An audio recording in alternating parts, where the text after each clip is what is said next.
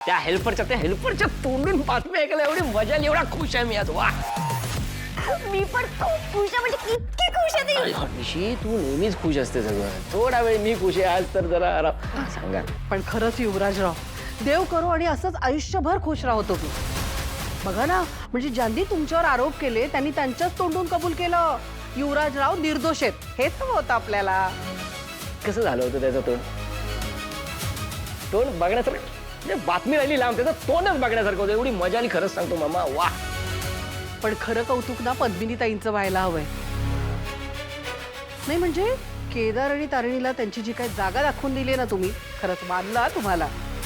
Yes मामा, खरंच thank you so much. त्यांची योग्य ती जागा तू त्यांना दाखवलीस. आणि आता हा युवराज खांडेकर त्यांना असा धडा शिकवणार की त्यांची ही जागा ते कधीच विसरणार नाहीत. असा बदला घेणार की या घरात मान वर करून राहायच्या लायकीचे राहणार नाहीत ते दोघं.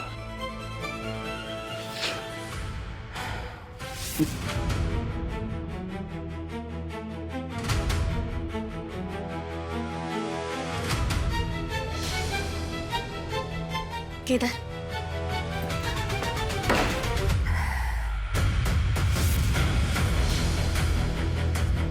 माझी काही इच्छा नव्हती हे सगळं करण्याची. जिथे बसून मी MNN तुमच्या समोर सत्य आणत असं लोकांना वचन दिलं, आज तिथेच बसून सगळं माहिती असताना सुद्धा डोळ्यांवर झापडं लावून एका गुन्हेगाराची बाजू घेऊन आलोय. मला जर परमिशन असती ना, तर मी जगाला ओरडून सांगितलं असतं की युवराज खांडेकर हा. केदार, शांत शांत हो प्लीज. तू फक्त तुझं काम करून आलायस, तुझ्यावर असलेली जबाबदारी पार पाडून आलायस.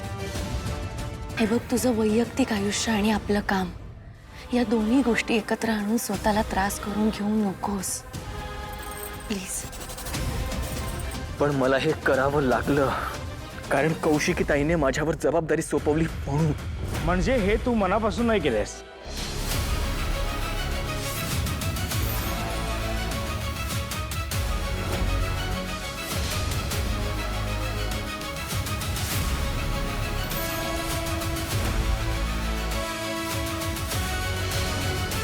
काका, तुम्ही इथे? मी दयाच्या रूममध्ये होतो बातम्या बघत. आत्ता तू असं म्हणालास की कौशिकीने सांगितलं म्हणून युवराज निर्दोष आहे अशी तू बातमी केलीस. म्हणजे आतून तुला अजूनही असं वाटतंय की युवराज हा गुन्हेगार आहे, त्याचा गुलाबशी संबंध आहे. नुसताच गुलाबशी नाही, त्याच्या वाईट धंद्याशी सुद्धा संबंध आहे, हो ना?